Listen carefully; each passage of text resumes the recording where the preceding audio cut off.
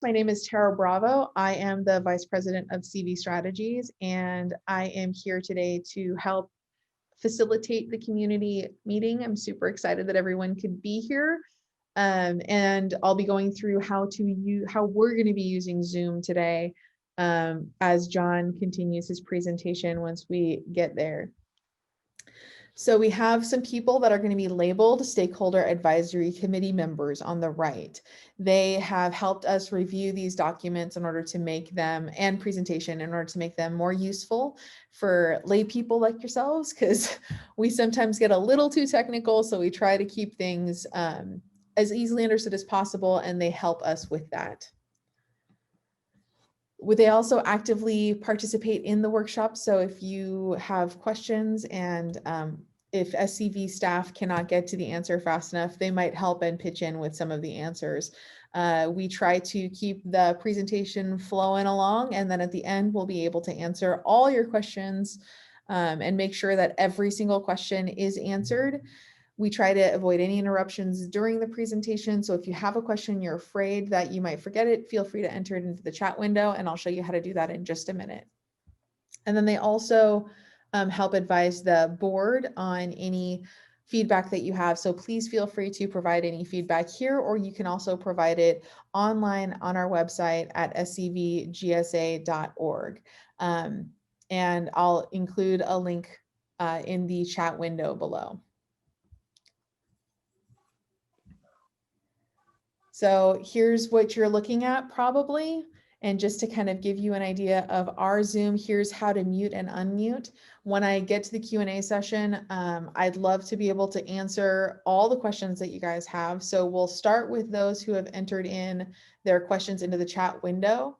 And then from there, if there's any additional questions that we haven't answered, I may invite people to speak up, and that's how you would mute and unmute yourself.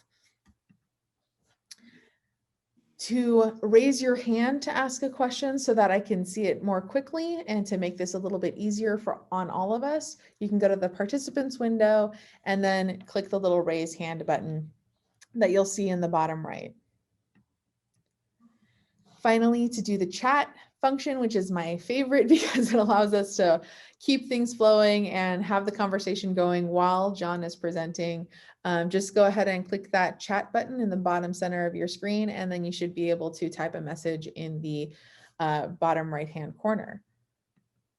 And with that, I will stop my sharing and encourage John to share his, and he can introduce himself and why he's here to talk to us today. Okay, well, thank you, Tara. First off, I assume everybody can hear me okay. Tara, am I coming across fine? Absolutely. You're coming across beautifully. Thank you so much, John.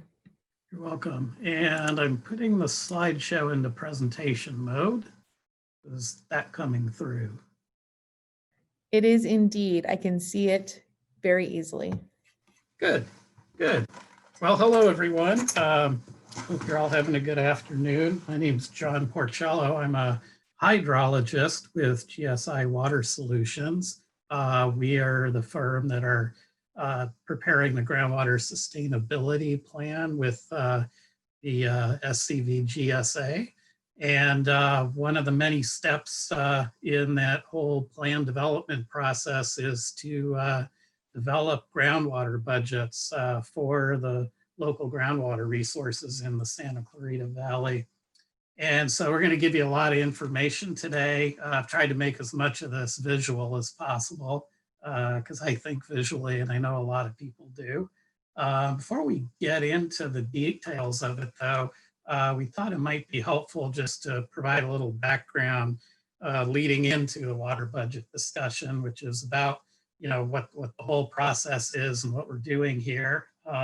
As I mentioned, this work's being conducted by the GSA, which is an entity that's tasked with sustainable management of groundwater in the Santa Clarita Valley. And in so doing, it's developing a groundwater sustainability plan with public input that's designed to be tailored to the local resources and needs of the community. That plan is due to the California Department of Water Resources in early 2022 in January. And as we've mentioned, the public and stakeholder input is an important part of that process.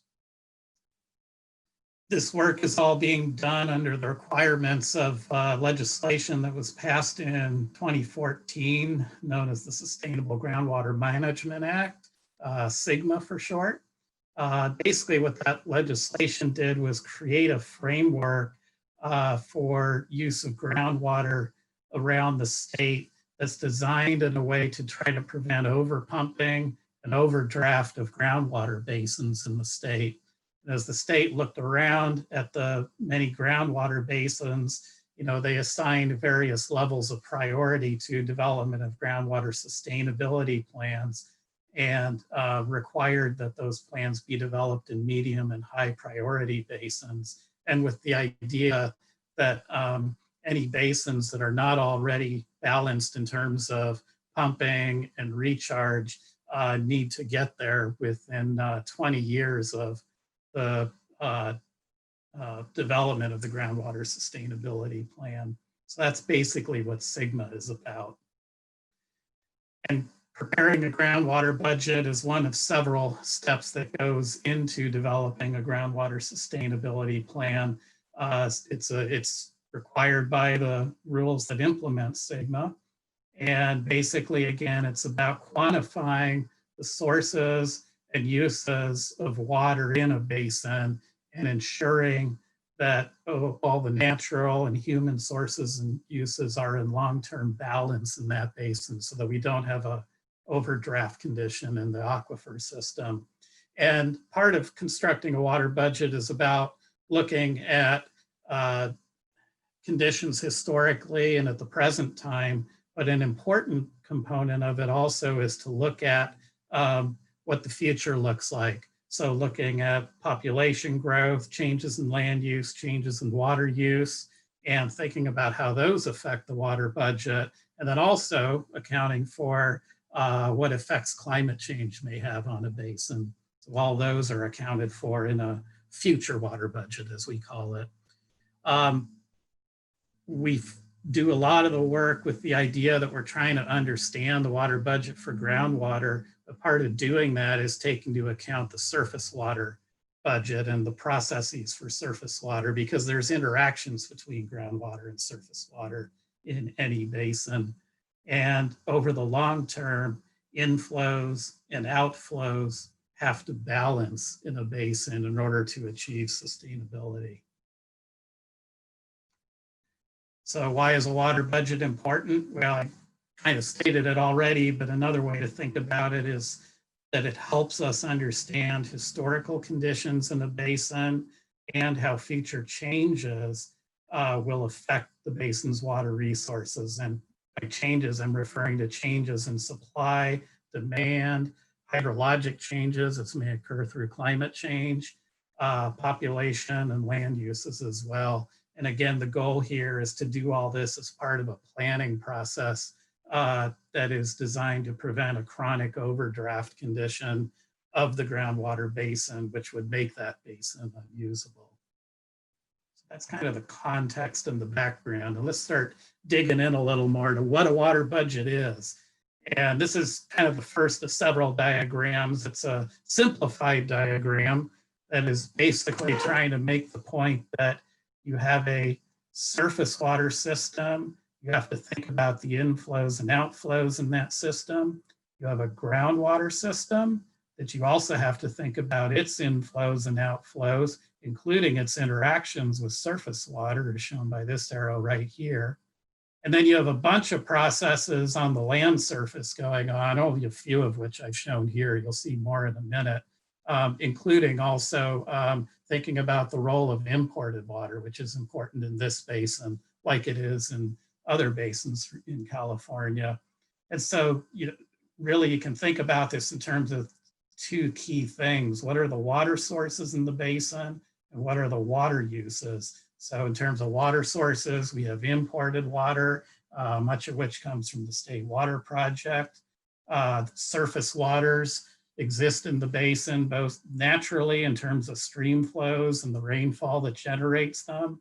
But we also have other surface water type processes that involve, for example, the use of water for irrigation on the ground surface. And then we have wastewater treatment plants that discharge water into the Santa Clara River in this basin. So that's part of the surface water source and surface water budget as well. And of course, we have our groundwater system, which is part of the water supply for this valley. So those are sort of the sources of water to these systems. And then in addition to thinking about what those sources are, you need to think about when you're putting a water budget together what the uses of the water are. And there's really two principal categories. There's the uses by humans, which fall into municipal and agricultural uses in this basin. But there's also a set of natural uses, I called them environmental here, and what they really are about the uptake of water by plants, which need that to exist, and they transpire water to the atmosphere as well. We call that evapotranspiration. So those are just some of the key thoughts. But let's drill into this a little more and do this visually. What I'm showing here is a cross section through the aquifer, a slice through the earth.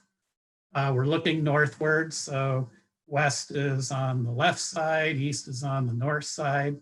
And we're looking at a bunch of different hydrologic processes going on the ground surface and in the aquifer systems. In this basin, the groundwater resource actually consists of two aquifers, an alluvial aquifer near the ground surface that's roughly 100 feet thick where it exists in the valleys that are in the basin.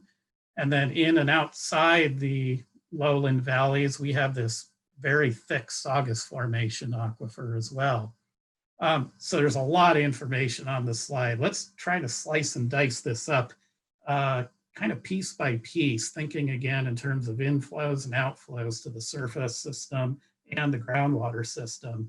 Let's start thinking about the inflows to these systems first. I've circled those here. Rainfall is an important aspect of the systems in terms of rainfall that seeps into the ground surface, generates stream flow. And we have stream flow that also comes into the basin at its east end. There's a gauge up there called the Lang Station gauge, some of you may be familiar with. It measures how much flow is coming into the basin in the Santa Clara River. There are a whole bunch of tributaries as well. The rainfall helps generate runoff in those tributaries. We also have up here in the northwestern part of the valley, of course, Castaic Lake, and periodically there are releases of water into Castaic Creek from that lake. There's also in some of the tributary canyons, or one in particular, Bouquet Canyon, there's a reservoir way upstream called Bouquet Reservoir that there are some controlled releases out of as well into that system.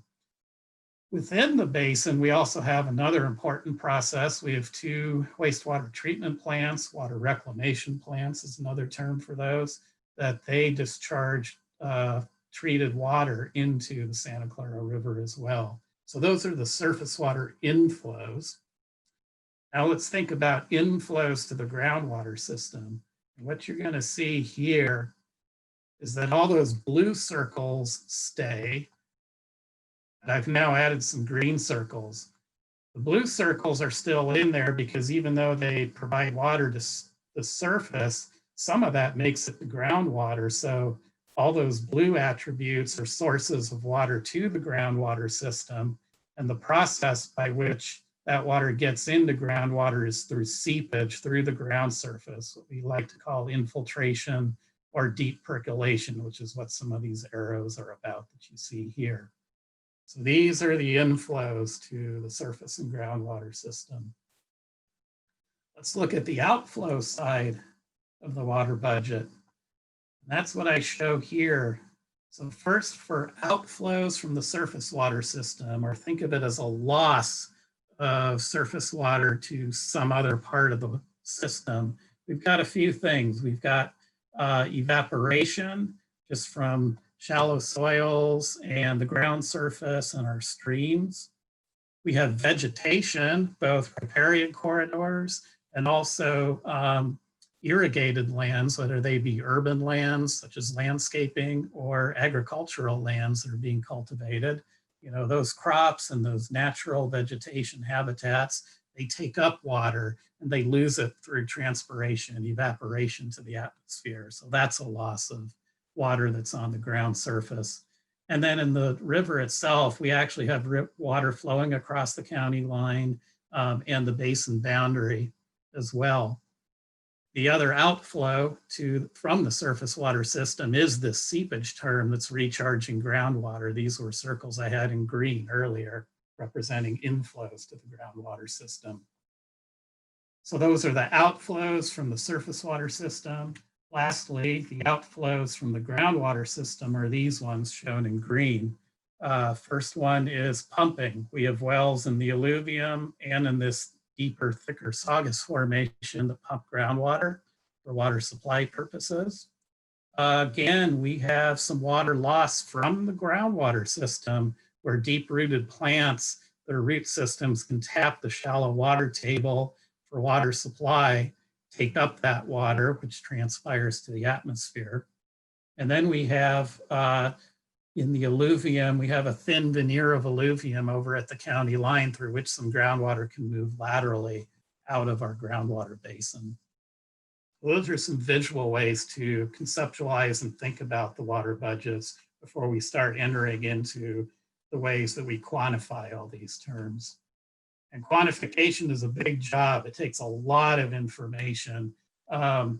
We could probably fill up a half dozen slides just listing all the data that goes into this. But I wanted to give you a sense on one slide of what the primary information is that we use to generate a water budget. We look at a combination of things. We look at weather stations, in particular the rainfall data that they collect through their gauging systems. We look at stream flow data, both in terms of the natural flows coming in from surrounding watersheds, coming in from upstream watersheds, and also some of the controlled releases as well. So we're working with gauge data from various agencies, USGS, LA Department of Water and Power. We're working with data DWR publishes on the inflows to Castaic Lake and the releases out of them. We work with information on another controlled release, which is up in Bouquet Reservoir, where there's an agreement between LADWP and the downstream users about stored water there. We have information that the LA County Sanitation District has provided to us in the past about those discharges from the water reclamation plants into the river. So there's a lot of stuff that goes into understanding and quantifying the stream flows in this basin.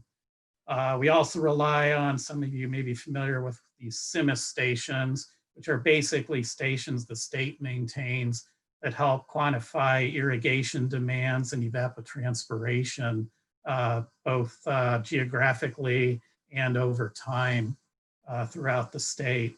And we couple that with information on where groundwater dependent ecosystems, this riparian habitat, where that's been mapped as we're putting these water budgets together.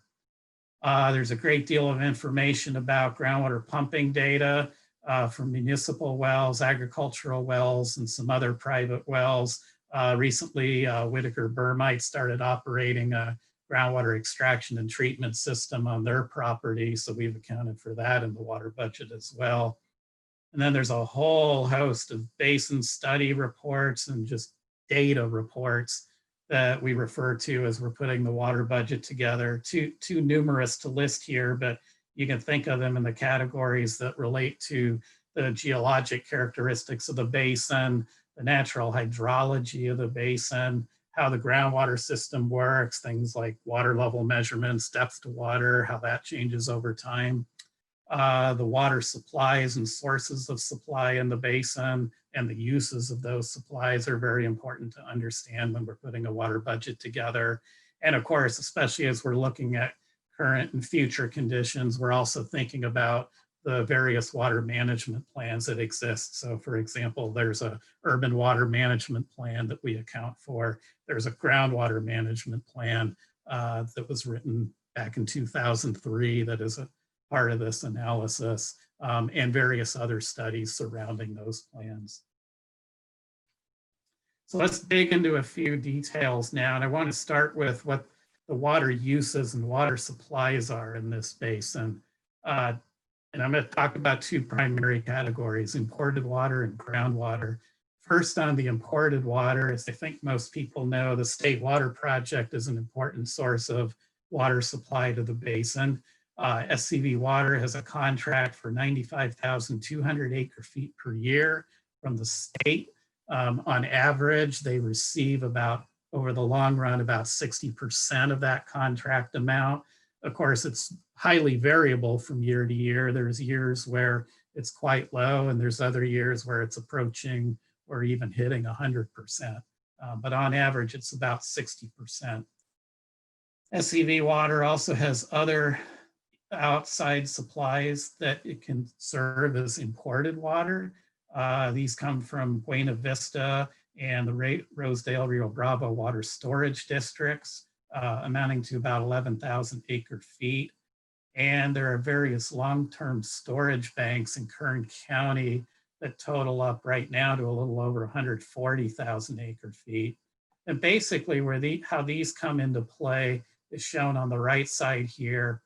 When the State Water Project is in its dry year operations, SCV Water has the option to obtain water that it has banked from these other two sources here as part of its imported water supply.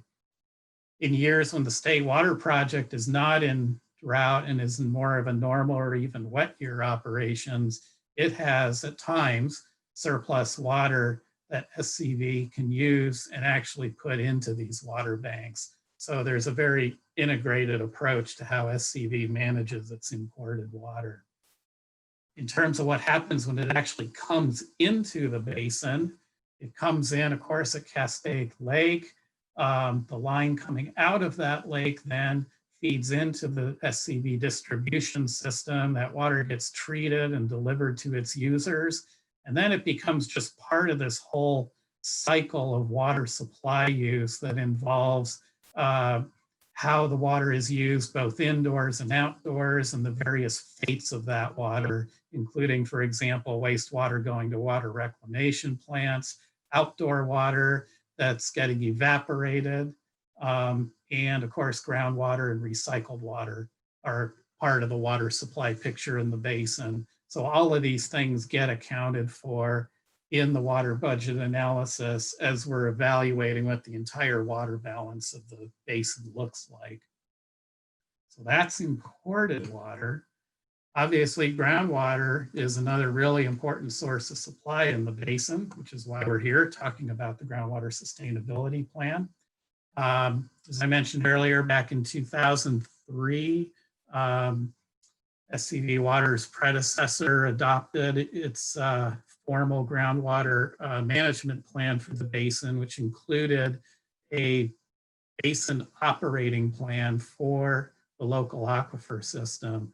And what that plan does is it tries to balance the use of imported water and groundwater in a way to prevent overdraft conditions in the aquifer. And how it does that is that in drought years, it draws upon groundwater storage reserves to augment the limited state water project supplies. But in normal years, it reduces that groundwater pumping, particularly in the deep aquifer system, to allow replenishment of the local groundwater reserves.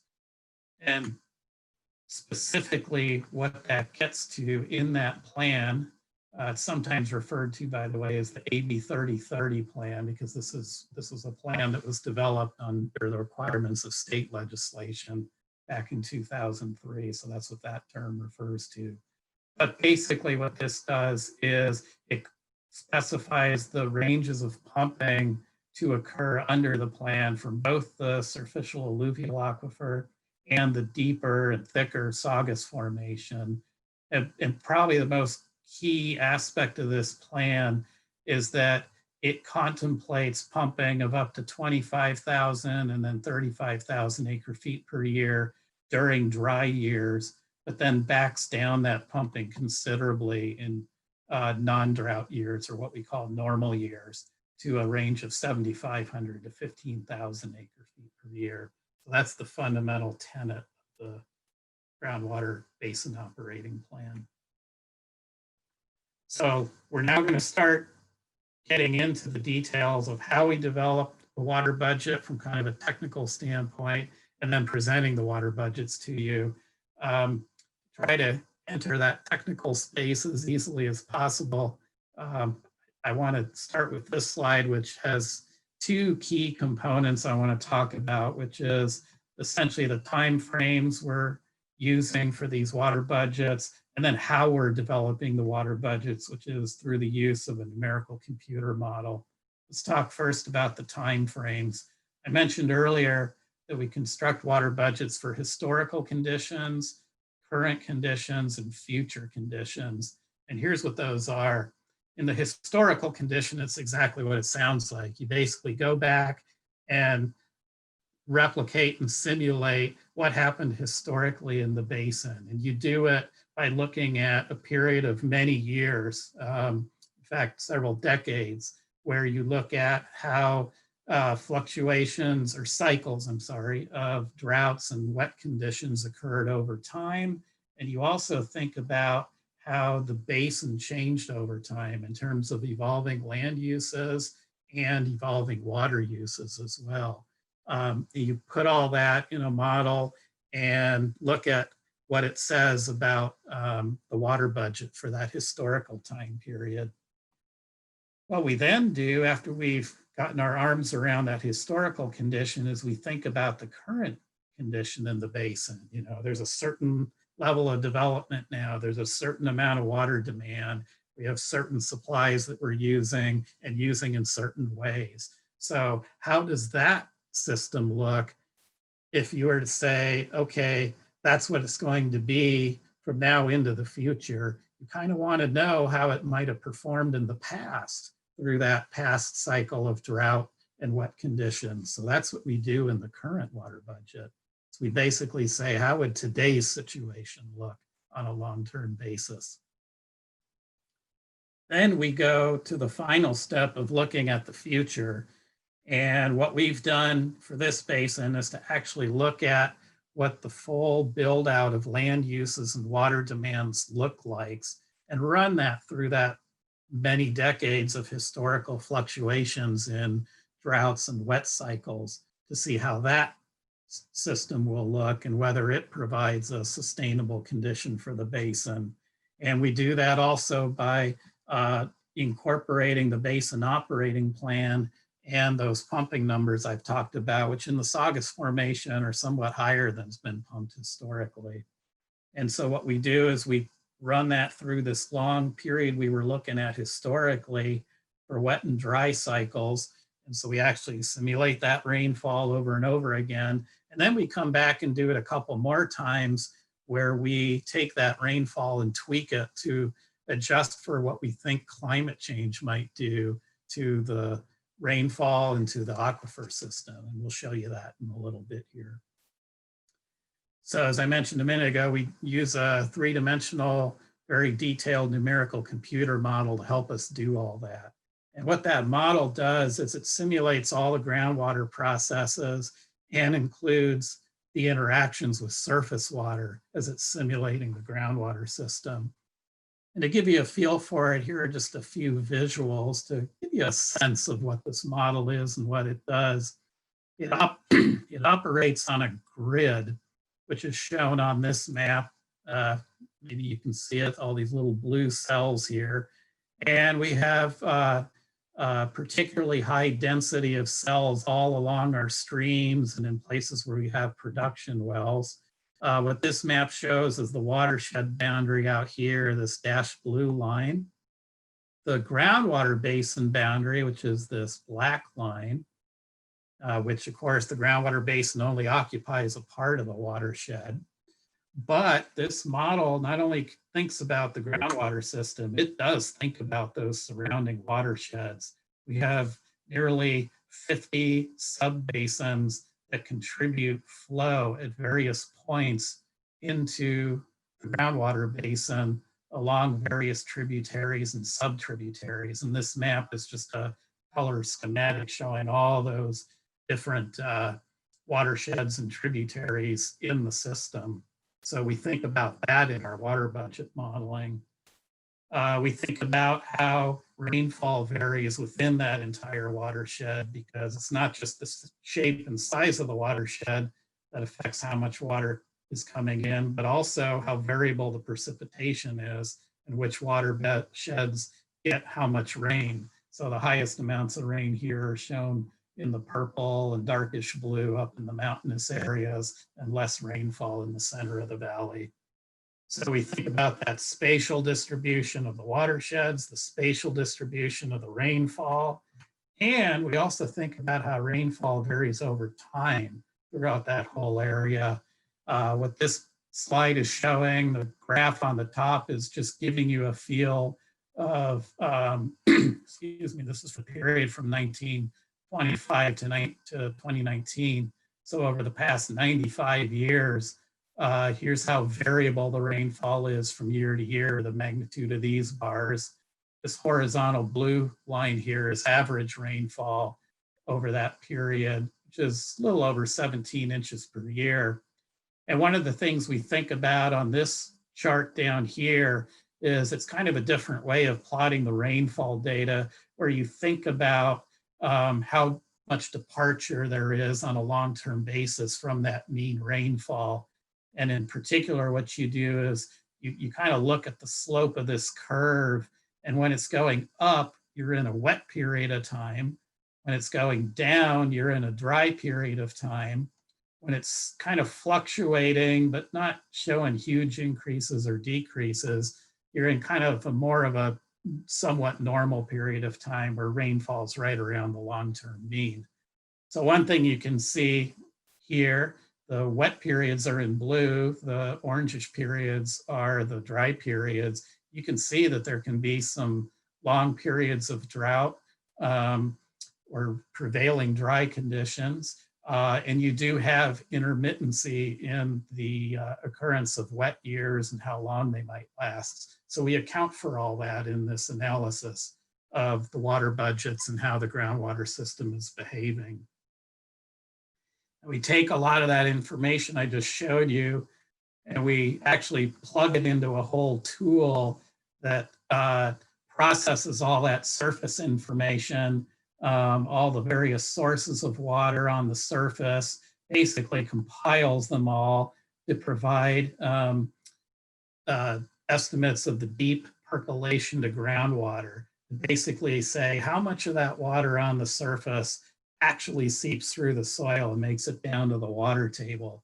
There's a lot of work that goes into this whole evaluation right here, because we're trying to define all that three-dimensionally throughout the entire basin, and also define it month by month throughout the entire period of historical record to get it into the groundwater model, which then calculates how those processes affect the groundwater system. Another important aspect of the model are these groundwater dependent ecosystems. This is just a snapshot. You may have seen this in a previous presentation of one part of the basin and the mapping of the groundwater dependent ecosystems that we have available to us in the basin, both along the river in terms of riparian habitat, that's shown in green, and also in orange in a few places around the basin where we have some more upland, coastal live oak woodland type of communities. So those are all entered into the model, and you can go to this web address here to see more information about that mapping in those systems. So we're going to start showing you these water budgets and what they look like. We'll start with the historical water budget. And before I get right into the gory details, I think it's helpful to step back and think about what the basin was like historically. we spent a lot of time doing research to try to get our arms around this. And one thing that jumped out to me as I kept looking at this more and more and reading the documents that are available and other data sources is that there was a heavily agricultural period that began certainly by the 1920s, maybe even a little earlier than that, and continued right up through the 1950s. And the water uses in the basin were primarily focused on agriculture. Obviously, there was population here too, and some of those water uses, but we weren't into a full-blown urbanization of the basin yet. That urbanization started to begin in the 1960s. What happened was for about 2 decades, there was a transition from a almost exclusively agricultural use of water in this basin to increasing urbanization and less agricultural water use. During the early and mid 1960s, there was quite a bit of agricultural land being retired and being readied for urbanization. And groundwater pumping actually was somewhat less during that period than it had been during the predominantly agricultural period. This was also the time period when SCV Water's predecessors began entering into contracts for imported water supplies in anticipation of these urban water demands. And starting in 1980 is what we have, I kind of came up with this term, the period of modern record. And what I mean by that is a couple of things. The urbanization continued to progress very steadily. State water project water started to be imported into the basin, and I think it was late 1979 technically, but for all intents and purposes, 1980. You started to see groundwater pumping also become a more important part of the water supply, though not as significant as it had been in the agricultural period. And as all this was occurring, the other important thing that was going on was that the groundwater operating plan and groundwater management plan for the basin were being developed, and there was a lot of data collection going on through this period. There's actually a very rich record of data, and it's reported in these annual water reports that the agency issues that I assume many of you are familiar with. For that historical period, this is just a simple categorization of the water supplies and demands. And basically what I wanted to show here was that in that early development period, say prior to 1950, there really was not a lot of municipal use. There was obviously a little bit, but not a great deal. The uses were predominantly agricultural, as the agricultural lands were expanding over time and more wells were being drilled to supply the water for those agricultural lands. By about 1950, and probably we think even 1945, that agricultural pumping had pretty much reached its peak production, which we think was somewhere around 50,000 acre feet per year. Then in 1960s, we started seeing this retirement of some of the agricultural lands. We started seeing some increased use of groundwater. And by that time, we started getting into the post-1980 period. We're using a mixture of local groundwater, imported water. We're seeing some recycled water use as well, all for municipal uses. We're still seeing other uses of groundwater for agriculture and for a few other private uses as well. And so we put all this into the model for the historical conditions, and we start looking at how all these terms compare with each other. This is just an example graphic I wanted to show you of some plots we're about to show you next that look at many years of pumping, but in this diagram, I just show 2 years so you can see a little more clearly what we're about to show you. And so what we do here is we basically stack all of the annual water budget volumes on top of each other. So where we have recharge processes going on to the aquifer, we take each of these processes and stack them above this 0 line. we take all the various processes that are outflows, taking water out of the groundwater system, and stack them below this zero line. So for example, the red here is the amount of pumping that's occurring. And we line these up year by year and look at how they change in magnitude. When we do that for not just 2 years, but looking back through our historical entire record, we get something that looks like this. So let me break this down a little bit. All these different bars are the terms that are recharging groundwater above that black zero line. The terms below are the terms taking water out of the groundwater aquifer. Again, the red line is the pumping, the red bar, I'm sorry. So you can see actually how the pumping starts to ramp up during the 1930s and 40s. This is that agricultural period here. Pumping backs off a little bit as ag lands are retired and we're starting to gradually put water to urban uses. Then this yellow line is something new. And what this is doing is this is looking at all the various water budget terms and asking, how does the amount of water that's stored in the aquifer systems vary over time? And we track that in a cumulative sense over the course of the entire simulation. And so what we're looking for is, when this curve's going down for a period like this, we're seeing some water getting pulled out of the aquifer system. When it's going up like this, we're seeing water getting recharged to the aquifer system at a rate that's greater than anything that's coming out.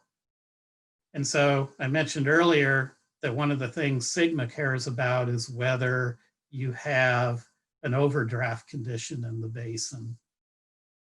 And so what we do is we use this yellow line to think about that question. And what we look for specifically, and this is consistent with the requirements in Sigma too, but even just as a general principle, we look at the question of what's this line doing on a long-term basis? Is it holding relatively steady, or do we see it going dramatically upwards, up and to the right over time? Or are we seeing it going downwards, down and to the right over time? If we see it going downwards over time, that would be an indication that we might have an overdraft condition going on in the aquifer. Good news here, and we've always felt that this was being demonstrated by some of the other data that we had available to us, but this analysis provides us another way of seeing that historically the groundwater system was not being overdrafted, despite these cycles of drought and then wet periods, and despite changing land uses and changing water uses, the basin stayed in a long-term equilibrium. We did not see a mining of the groundwater system like some other basins in California have seen over time. So that's an important thought, an important finding that we got out of this analysis as we then started thinking about our subsequent water budget analyses. Let's go to the next water budget. I mentioned earlier that the second water budget is a current water budget, looking at the current level of land use, the current level of water demand, the current water supplies in the basin. These are shown here. I should have mentioned earlier, these are units of acre feet per year. So local groundwater, imported water, recycled water, and total use. This is the amount that was occurring in 2014, just before some of the water conservation standards kicked in during the recent drought and actually brought the water uses lower.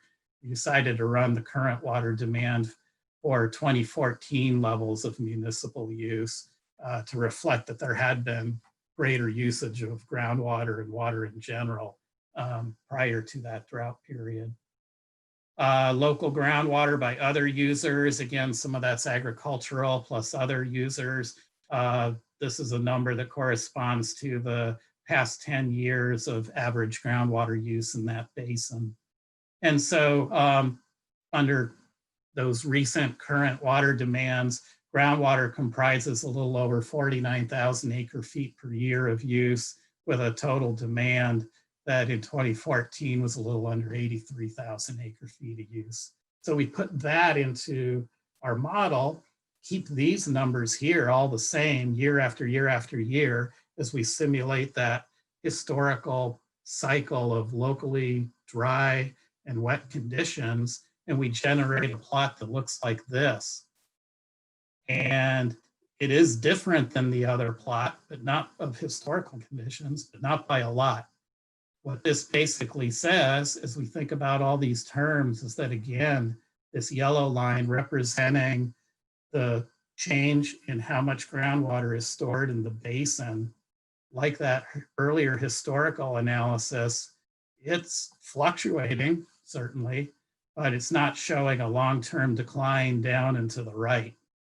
Instead, with this pumping, which you see here in the red bars, which is uniform every year, unlike that last plot of historical conditions, under this current level of pumping and all the other activity in the basin, we still have a condition that if today's level of development were to continue ad infinitum, we would expect that this basin would remain in a long-term stable condition and not be in overdraft. So in other words, you can think about that as boiling down to three things. No long-term decline in groundwater levels, no year after year continual decrease in the amount of groundwater that's being stored, and therefore no chronic overdraft condition under that current level of development. That leads us to the future water budget. And what this slide shows, similar to some of the earlier water use slides I showed you, here's the municipal usage, the usage by others, and the total amounts of local groundwater pumping and water demand in the basin for our future water budget. And this is a future water budget that's for full build-out land uses, the water demands that are associated with those full build-out land uses, and three climate scenarios. One that involves no climate change, just repeating the historical hydrology, but then two other scenarios that look at how differently the rainfall and evaporative processes might look 10 years from now under climate change forecasts that are available, and also about 50 years from now under climate change forecasts that are available to us and that are specific to this basin. This table, again, consistent with the groundwater operating plan, we've shown the numbers according to normal years, single and multiple dry years conditions in the basin and in the state water project to give you a sense of what those numbers are. So we run all this through the model. Oh, and before I do that, you might be wondering, well, how does climate change look in this basin? What's involved? And so we've been studying the climate change forecasts that are available for this area, including a great deal of analysis that Department of Water Resources has done that's specific to this basin. And through studying those changes, what we've done is we've actually used those data sets to help us estimate how much that natural recharge to groundwater might change under climate change, because that's kind of the critical question for understanding climate change impacts on the future for our groundwater system. So to understand those groundwater recharge effects, we have to understand what's going on with rainfall and with evaporative processes. And what those climate change models are saying is that there will be slightly less rain in the future when you look at the ensemble of climate models that are available to look at. But it's very clear that there's going to be warmer conditions and more evaporation, which will reduce the amount of water that's available to be recharged to the aquifer to a certain degree. We won't really see that difference too much in 2030, but we'll see it somewhat more in 2070. And what I'm showing you on these plots, we're showing how on an annual basis, the amount of that deep, deep percolation to groundwater from the ground surface, how much that plotted on this axis will change as a function of rainfall in the basin. So we have a historical curve, which is what we use in our model. And we have a similar curve for 2030 that's very similar. But when we step into 2070, we see that this curve in green definitely departs from the historical curve. And there's two aspects about this that are noteworthy. One is that the amount of rainfall annually that it takes to generate enough water to percolate to the water table is a little bit greater in terms of when this curve starts rising above the zero line. It takes probably more like 17 to 18 inches to generate that deep percolation, compared you only have to get above 15 or so under present climate. Similarly, if you think about the wet years, there'll be probably less recharge in those wet years as well. So for example, in a year here where there's 40 inches of rain, we would expect to see historically around 17 or 18 inches of deep percolation to the water table, but this will probably drop to something more like 16 or so under the 2070 climate change scenarios. So we simulate these recharge relationships in our groundwater model, along with the changes in future land uses and future water uses that are associated with full build out conditions in the valley. So we run all that through the model. Let's look at the curves we get for these water budgets. Again, we're looking at, in this first plot, I'm again looking at the historical fluctuation and normal wet and dry year periods, doing it over that historical hydrologic cycle, or I'm applying the future land use conditions. And I'm asking the same question: does the system balance? And do we have this yellow curve, the groundwater storage volume, holding steady over the long run, despite its fluctuations? Is it holding long-term steady, or is it declining and down to the right? And it's not declining and down to the right. So this says that when we just consider the land uses and the water uses for the future, we still expect that the basin would stay in a sustainable condition with respect to not being overdrafted. As we start adding climate change, though, watch what these plots do. They move a little bit. This is the 2030 climate change. We're still not seeing a condition of a sharp down and to the right trend in that yellow line. It's still long-term steady, though it's oscillating from year to year. And in 2070, it also shifts a little bit, but again, we're not seeing this curve decline down and to the right. And so that's indicating that the aquifer system actually absorb and handle these climate change effects. And you might think, well, that's interesting because, gosh, when there's climate change, whether wherever you look in the world, you kind of tend to see this tendency towards less water in our surface water systems at times. So why wouldn't we see a problem in groundwater? And the answer is that groundwater is actually a very valuable resource in that it can act as a buffer for dealing with climate change on a long-term basis, particularly from a water management perspective.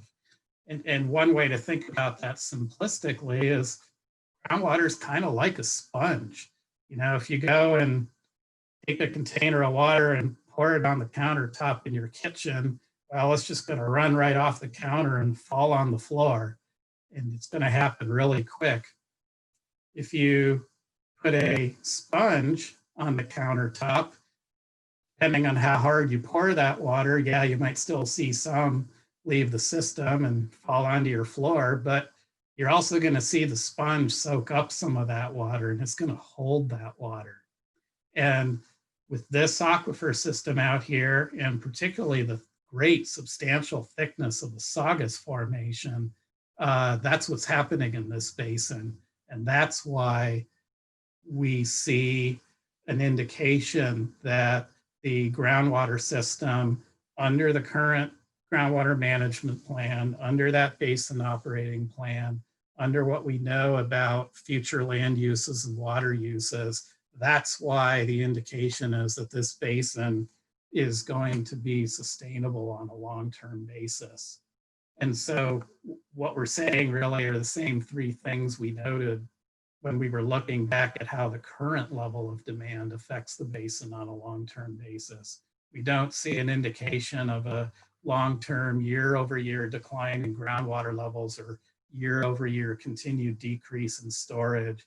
So therefore, we don't see indication that a chronic overdraft condition is likely to occur at all in the future.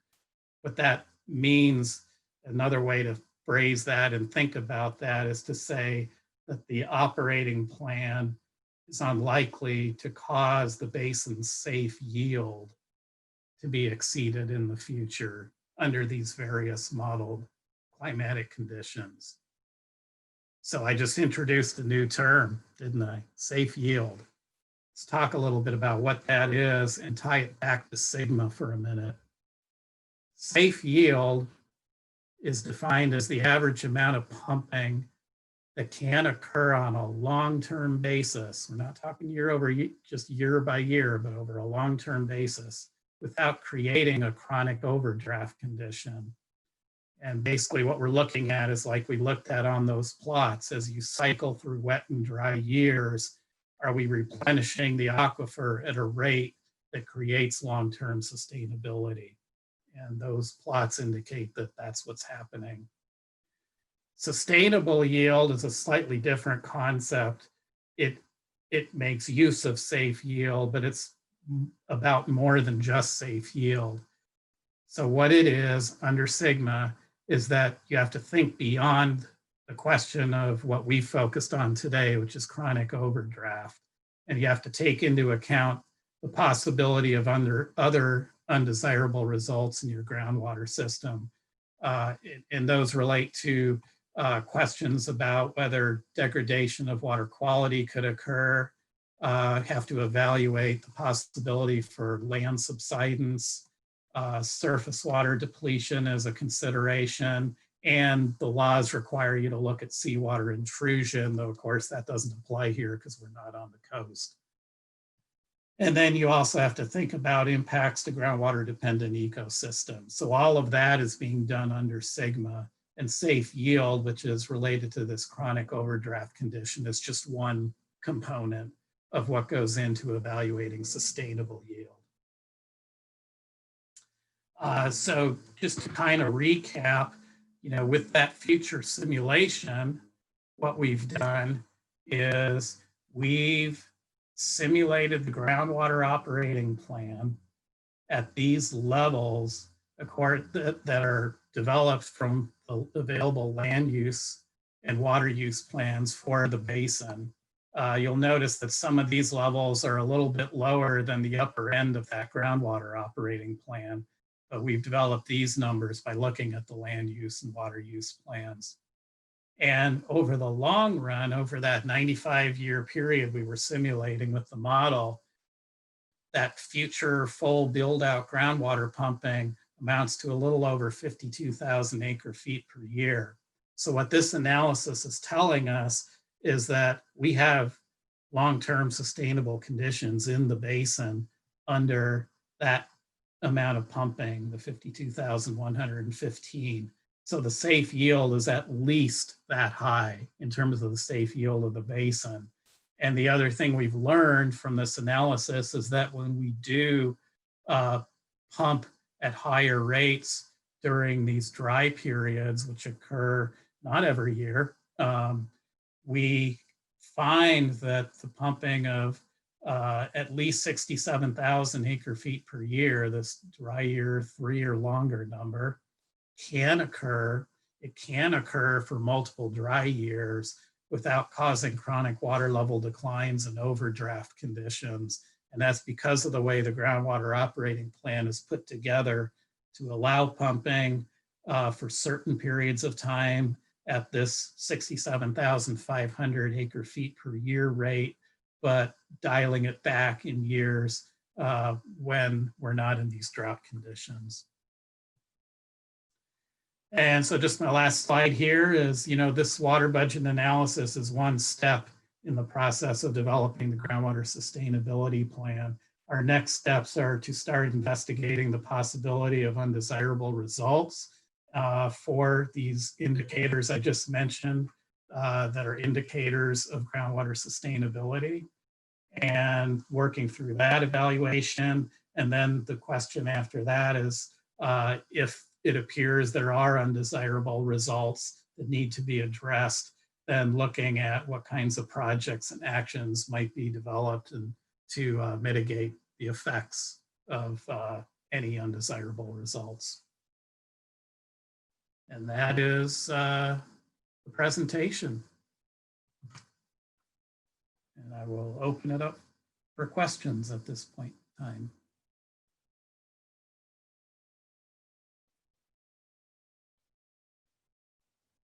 Sorry, I'm muted. Sorry, I am muted. Unmuted now.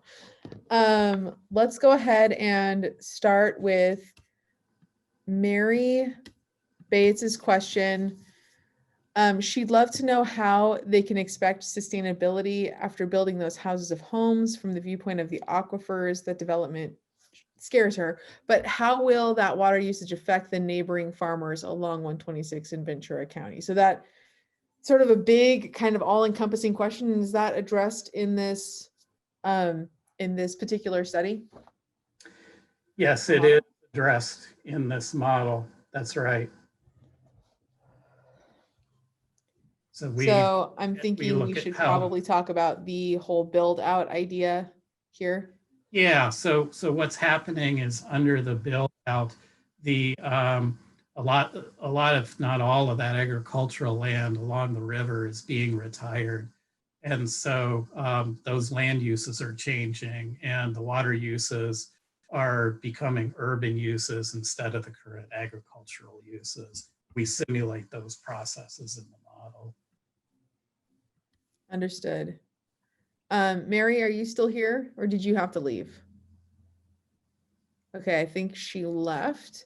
But of course, you can always ask additional questions on the form online, which again is at that SCV website I've put now a few times in the comments. In the meantime, Kathy asks, can the specific data sources we reference in the primary information and data sources for water budget slide be listed for those who want to refer to them? Yeah, we've done that in our report that documents the water budget work. Perfect. And that report is also linked on that website. So it is there for your review. Mary Bates then asked, don't we in SCV draw down our groundwater at a faster rate than natural groundwater recharge? So we have quite a lot of groundwater level data around the basin, as well as we understand where the pumping is occurring. And all of that data, both in terms of how it's been evaluated by us and a number of other geologists and hydrogeologists working in the basin over time, there's been a lot of evaluation of that data. And then we've thought about that in this groundwater model that we have. What is it indicating? Is actually saying that, from year to year, there are certainly changes in groundwater levels. There's no question about that. But over the long run, we're not seeing the type of what I call overdraft and mining type of condition in the aquifer system like has been seen in some other locations in California. Thank you. Stacy had the question, have we ever pumped 35,000 acre feet out of the Saugus Aquifer? Can we pump that much? And what is the impact on the groundwater basin? So no, the Saugus has never been pumped at that rate. And we've done a lot of work with the groundwater model to carefully evaluate that question, both in terms of the work you've seen here today and a lot of other technical work related to how the model was developed and calibrated to the data that we do have in the Saugus Formation. And all of that information went into the water budget plots that we showed for that future water budget, where we are pumping at certain times at that 35,000 acre feet per year. And the model is indicating that, it is sustainable on a long-term basis. Okay, and then Dan mentions in his comment, kind of as a response to that, not that you haven't said that, but there is 1.6 million acre feet in the Saugus Formation, to which Stacy Fortner asked, is that 1.6 million usable? And I'm paraphrasing, Stacy, so I hope you don't mind that I'm paraphrasing to kind of make that a cohesive question together. Yeah, so I think the answer to that is that there's never been, through the groundwater operating plan design and all the subsequent management of the basin, there's long been a recognition that, you don't just pump out all the water in the aquifer, or you don't even do anything close to that. You have to manage the system very carefully. And that's what the whole intent behind the groundwater operating plan has always been.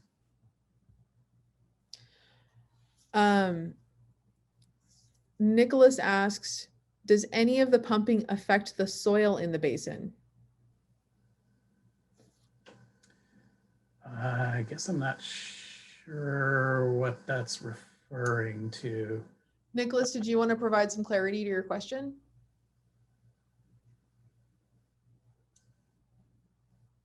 You're welcome to unmute.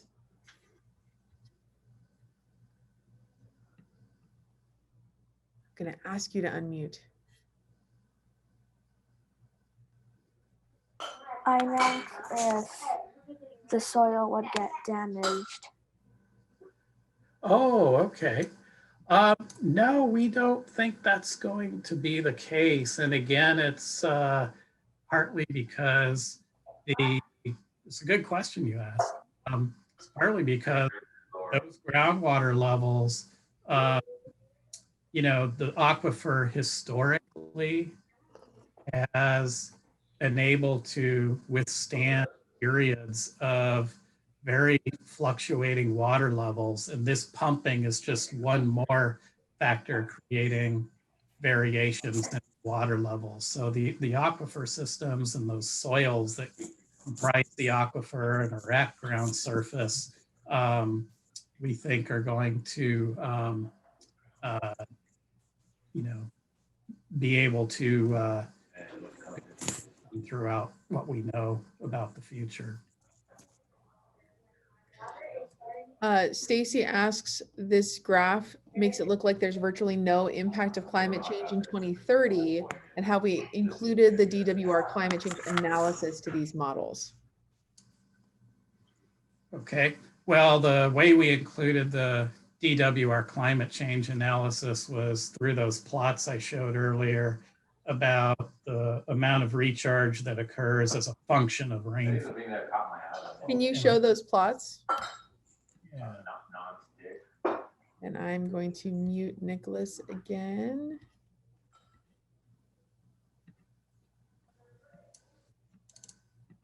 Yeah, this plot right here is this relationship between how much recharge, I call it deep percolation, to the water table is occurring as a function of how much rainfall is occurring. That's how we account for it. So that relationship is a different curve for 2070 climate change and slightly different for 2030 climate change than what that relationship is historically. All right, and then Stacy, does that answer all your questions on this particular piece? Yeah, that's, yeah, for now. Yeah. Thank you. Thanks. Nicholas had another question about another effect would be that there would be less snowpack in the Sierras, which would mean less water in the California aqueduct. Does that follow? Yeah, and the state looks at that and thinks about it quite a bit. This is where you have to keep in mind the local groundwater does not originate of the Sierras. So we're kind of looking at a separate system here.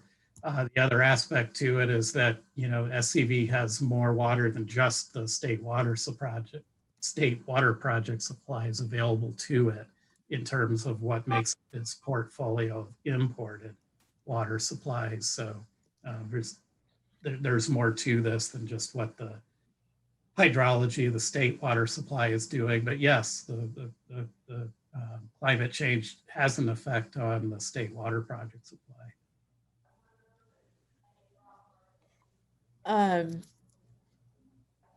Another individual asked, is the future build out a good analog of open space natural habitat areas loss? Like, how does the future water budget factor in the loss of the open space / natural habitat areas?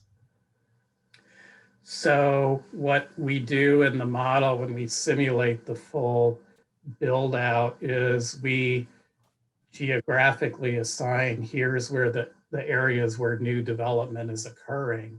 And we change the amount of water use on those lands in the model.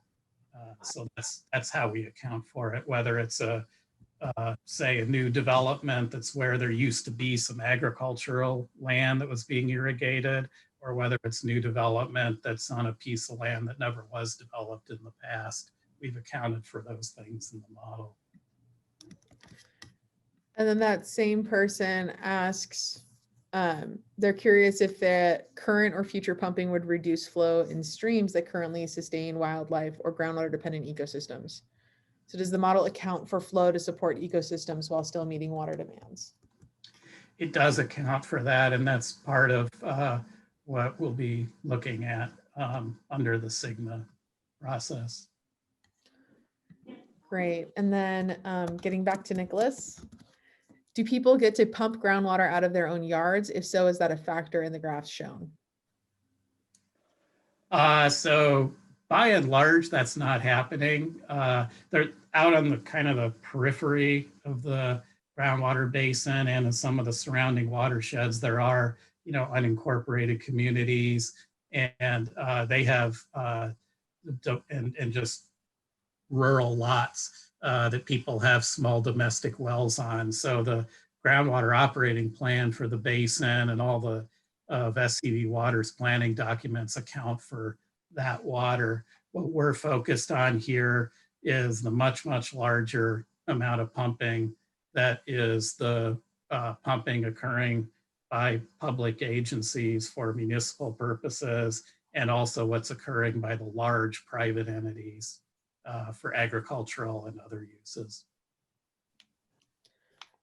Okay, and then Nicholas's last question is, building over land reduces seepage. If new developments continued, would that significantly affect the basin too? Well, we've looked at that with the model, and it's a little more complicated than that, because sure, where a street is present, you're not going to get the seepage that you used to, or where something else that's concrete is present, you're not going to. On the other hand, where you have irrigation occurring, such as for landscape that needs irrigating, there's actually a application of water that's going on that's keeping the soil moisture at levels that are higher than they might be otherwise, particularly if you're talking about an undeveloped parcel of land during the summer season in particular. So it's a little bit complicated question, but it's one is a good question, one we've looked at in this model and accounted for how that changes as the land uses are changing. And one final statement that I'm seeing here before I open it up. somebody mentioned that they see that it's being recorded, as I said at the very beginning, and they're asking if it will be available on the Scvgsa website. And the answer to that question is absolutely. And not only that, but all the previous workshops were also recorded and are currently located on the website. So if you want to explore any of the back conversation that led up to where we are today, please feel free to explore and visit scvgsa.org. I'm going to go ahead and put that in the chat again. And there are also all of the technical memos and feedback forms in case you have additional feedback on any of the presentations that you've seen or any additional information everywhere else. So we look forward to seeing what you guys have to say. And as I've said from the very beginning, we're recording all of this feedback and it will be included in the report and be leveraged to make a better groundwater sustainability plan for us all. I hope you had a wonderful time. Does anybody else have any final questions before we end our public workshop? Yes, this is Dennis Ostrom. And I can't get my mind around this 3D numerical computer model. So John, is it a physical model? Yes, what it is, that's a good question, great question. Because sounds like you probably know, there are different kinds of models out there. You know, there are models that are actually solving equations about physics, which is what this one is.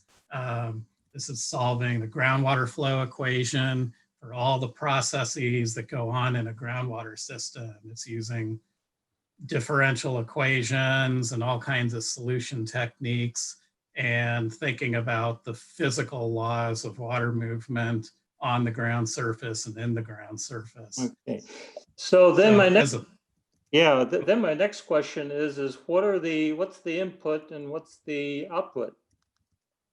So the inputs are a whole bunch of different types of data. There's all the geologic information about the alluvial aquifer and what kinds of sediments make it up and how permeable they are.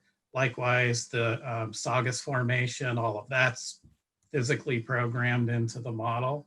Yeah, that's in the model. I'm looking for input and output. Like, what do you feed into the model, the geotechnical and geometric model, and what is the output? So in terms of once you have that structure of the geology set up, the plumbing, so to speak, then what you're feeding into it is the water going into the plumbing, the hydrologic stresses. So okay. You're telling it, you know, how much pumping, where it's happening, when it's happening. You're telling the riparian corridor, here's where it is, here's what its water demands are, here's where recharge is occurring from agricultural land use versus lots of different things. Yeah, okay. Is it a real-time model or like a month to month or an annual? So we vary all the stresses monthly, and the output that it gives us, we actually ask it to solve those groundwater flow equations even more often than monthly. But, you know, in terms of pumping and all these other factors that are hydrologic related, we vary things on a monthly basis throughout the many years that we simulate. Okay, and then you vary I guess the geographic or the geologic parameters to meet the what you have heard as the input and what you have recorded as the output to make this model or to test the model, or? Yeah, there's a whole calibration process that goes into trying to essentially match the historical water level data that we have available in wells throughout the basin and both aquifers. So we try to, you know, say, okay, here's what the geologic system looks like. Here's all the data about how water uses and pumping and everything are changing. Can we replicate how the groundwater levels changed over time at this well or that location? And we think about the stream flow data that we have to calibrate it to as well. Hey, John, this is Jeff. Just one thing I would add to help answer that question. This groundwater model is broken up into individual cells, small cells representing different geographic areas. And each of those cells include representations of the geology that are present at those locations. So representations of what that alluvial aquifer permeability is, for example. Same thing with the Saugus, its permeability in the layers and the surrounding rock layers and their influence. And faulting is also included in the model and represented in the model. So there's a geologic framework that is kind of the building block, and we match that up with the conceptual model of the geology that we went over previously. And then he superimposes on that these inflows and outflows of water. Yeah, I actually, I've done risk models before, but only for earthquakes, and they have a lot of similar issues. But a physical model, or when you want to come up with a failure, something that overloads a system. One thing that I have always understood is that you can't find a failure in an analytical model. You have to program in what constitutes a failure. And I'm just wondering, in this model, how do we determine when the groundwater fails, or when the groundwater system that we're dealing with fails? So I think the simplest answer to that question is it really comes back to the way we were doing and why we were doing the water budget analysis, as we're trying to quantify all these terms, both in terms of the inputs we put into the model, but also the terms that it generates as output from the model. And looking at that question of, cumulative over time, how is this groundwater storage volume changing? For example, if you see how there's a period of time on this plot where there's a drought period and the storage is decreasing over time, but later when that drought ends, it increased over time, and the variations, led to an overall net long-term steady condition. If we didn't have that, if we were pumping the basin too hard, we would see this yellow line just continuing to decline over time. So that's the way we're evaluating whether this system would fail under that historical, current, or future land use and water use condition. Yeah, okay, I'll have to think about that. One of the things I would recommend is to overlay all these the groundwater budgets, because I keep going back and forth over to the ordinate, and it's be much more descriptive to the reader, the amount of change. I mean, going between 4 graphs and trying to figure out, with a squiggly thing here, with a squiggly line. That's just a suggestion. Sure. Yeah, the absolute position of the graph is not really the critical thing here. It's the trend in that line that's what's critical. It's the trend that tells us what. Oh yeah, I mean, where the end winds up. Well, no, just the entire shape. Yeah. Of the curve. It's not just where it ends, it's the whole entire shape that matters.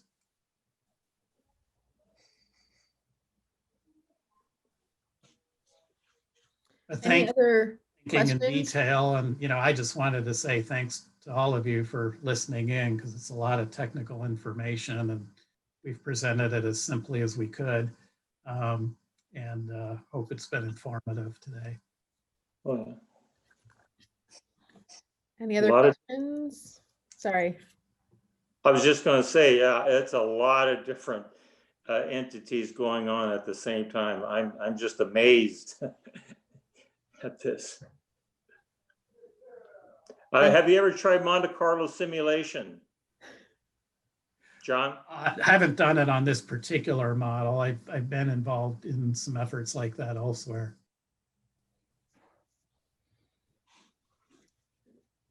Thank you so much. Any final questions before we bid each other good night? I don't see anything, so thank you so much. I really appreciate everyone's attendance and time. As John said, this is very technical information, and so I hope you found the presentation to be both useful and informative, and I hope you have a lovely evening.